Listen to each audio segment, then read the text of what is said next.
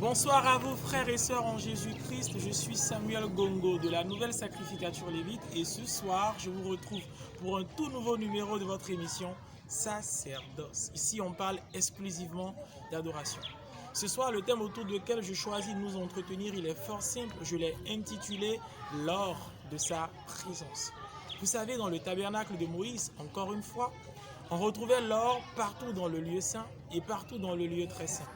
Dans le lieu saint, on le trouvait justement à l'autel des parfums, sur la table des peines de proposition, au chandelier à cette branche, il était partout en fait.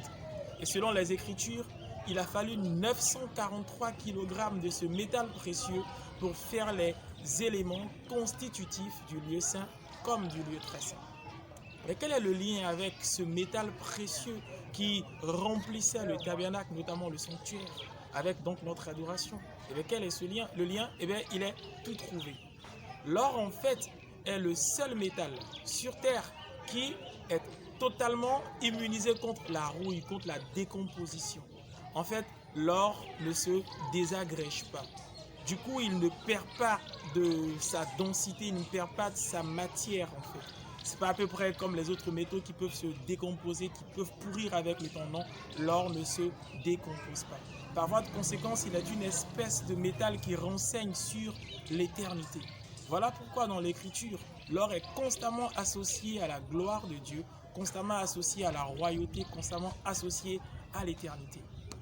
Lorsque Dieu demande à Moïse justement de faire les éléments du lieu très saint et du lieu saint à partir d'or et d'or pur, eh bien, il le demande pour une raison précise. Il demande pour que tout ce qu'il y a dans le tabernacle, notamment dans le sanctuaire, puisse renseigner sur son éternité, sur son immuabilité.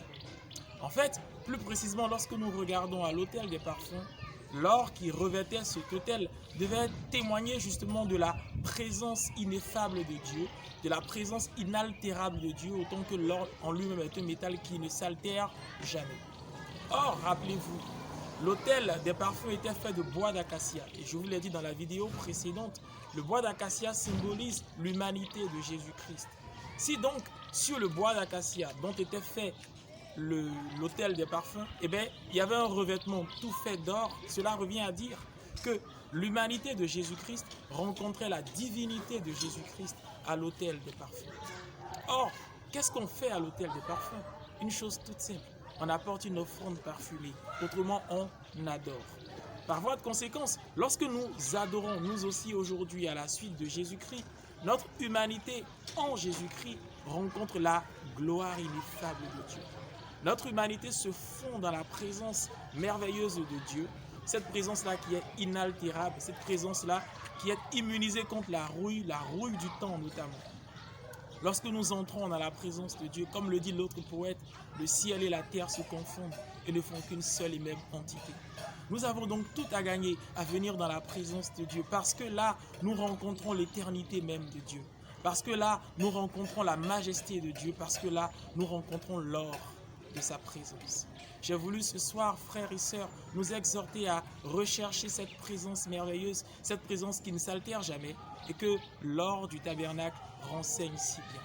Je vous exhorte donc à une vie d'adoration qui laisse votre humanité se fondre dans l'éternité de Dieu. Soyez bénis.